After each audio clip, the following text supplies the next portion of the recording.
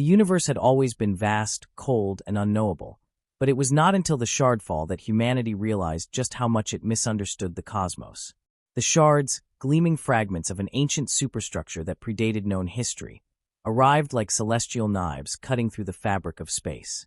They appeared simultaneously across every known star system, floating silently in the void, defying all known laws of physics.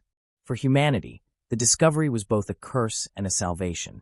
While scientists scrambled to study the shards, nations vied for control of the mysterious fragments, believing them to hold the key to unimaginable power. Wars erupted, alliances crumbled, and amidst the chaos, one truth emerged. The shards were not inert. They were alive, or at least something inside them was. In the orbit of Lyria 7, a massive shard floated silently. Its surface was impossibly smooth, reflecting starlight in prismatic bursts. Captain Anara Solis of the starship Erebus stood on the bridge, staring at the object displayed on the holoscreen. Her crew was tense, their faces lit by the flickering blue light of the shard's unearthly glow. "Captain," said her second-in-command, Lieutenant Ivo Drawn, "sensors are picking up something. It's faint, but it's definitely a signal." Anara frowned. "A signal? From the shard?" "Yes, ma'am. It's rhythmic, almost like a pulse. But it's in no frequency range we've seen before." The captain turned toward the comms officer. "Can we translate it?" The young ensign shook his head. "Not yet, Captain. It's too alien. But whatever it is, it's directed. The shard knows we're here." A chill ran through the bridge. For weeks, they had been observing the shard, cataloging its movements, or lack thereof. It had remained still, an enigmatic monument in space, until now. Anara straightened her jacket. "Prepare a drone. I want closer readings." "Captain," Ivo began cautiously, "if the shard is aware of us, sending a drone might be seen as a provocation. And doing nothing might be seen as cowardice," she countered. "We're here to understand this thing, Lieutenant. If we back down now, we might never get another chance." The drone, a sleek, beetle-shaped probe named Spectre, detached from the Erebus and glided toward the shard. Its cameras transmitted high-definition footage back to the ship, revealing intricate patterns etched into the shard's surface, like glyphs from a forgotten language. "Captain, the shard's pulse is intensifying," reported Ivo. "It's reacting to the drone." Before Anara could respond, the shard emitted a blinding flash of light. The bridge crew shielded their eyes, and alarms blared as the ship's systems flickered. "Status report." Anara barked. The helmsman's voice was panicked. "We've lost control of the drone. It's being pulled inside the shard." The holoscreen showed Spectre being drawn toward the shard's surface, which rippled like liquid.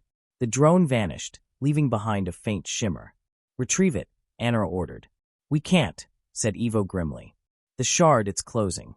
Whatever just happened, we're locked out." Before anyone could speak, the ship's lights dimmed, and a voice, soft, melodic, and distinctly alien, echoed through the bridge. "You seek what you do not understand." Anara's breath caught. "Who's speaking?" The voice ignored her question. The shards were scattered to preserve what remains. But now the balance tips. "You awaken the Harbinger." The shard pulsed again, and the Erebus shuddered violently. On the holoscreen, a massive structure began to emerge from the shard, like a ship being born from its depths. It was unlike anything the crew had ever seen, organic and mechanical, a grotesque fusion of technology and flesh. "Captain, that's no shard," Ivo said, his voice trembling. "It's a vessel."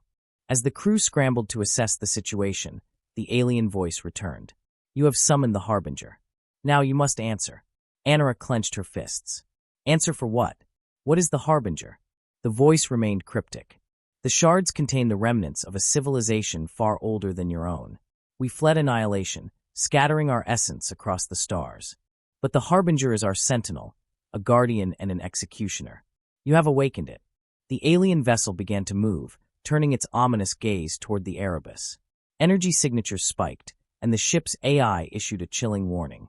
"Captain, the vessel is charging weapons. Evasive maneuvers. Full power to shields." Anara commanded. The Erebus veered sharply as beams of crackling energy lanced through space, narrowly missing the ship. "We can't outgun that thing," Ivo shouted. "What's the plan?" "We need to communicate," Anara said. "If it's truly a sentinel, it must have a purpose beyond destruction. Open a channel." The comms officer complied, and Anara stepped forward. "Harbinger, listen to me. We didn't come here to harm you. We seek understanding.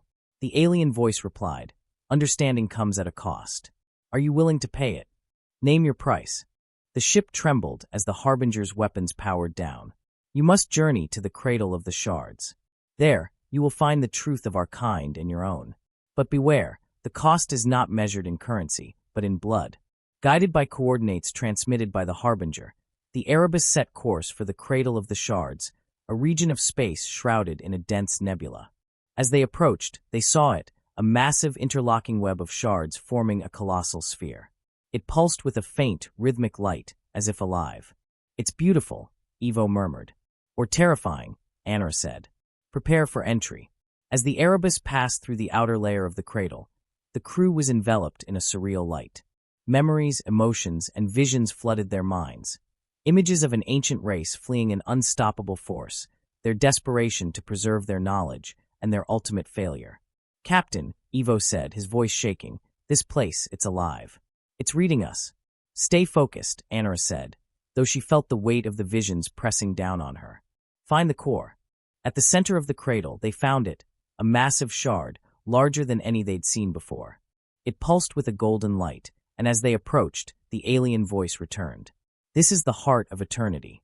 To claim its power, you must prove your worth. And if we fail? Anara asked. Then your kind will share our fate. The crew of the Erebus was subjected to a trial, not of strength, but of unity and sacrifice. The cradle conjured illusions of their deepest fears and regrets, testing their resolve. For Anara, it was the death of her brother, a fellow captain who had died in an earlier war over the shards. For Evo, it was the loss of his homeworld, consumed by greed and conflict. Each member of the crew faced their own torment, and only by confronting their pasts and working together could they proceed. Finally, they reached the core of the heart. Anara placed her hand on its surface, and a surge of energy coursed through her. Captain, Evo shouted, but she held firm. The alien voice spoke one last time. You have proven your worth. Take our knowledge, and ensure that the mistakes of the past are not repeated. The Erebus emerged from the cradle, forever changed.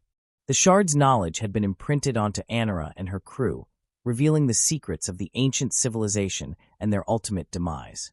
But the knowledge came with a warning. The force that had destroyed the ancients was not gone. It was merely dormant, waiting for the right moment to rise again. As the Erebus set course for home, Anara looked out at the stars. The shards had given humanity a chance to unite, to prepare, and to survive. But the question remained, would they heed the warning, or would they repeat the mistakes of those who came before?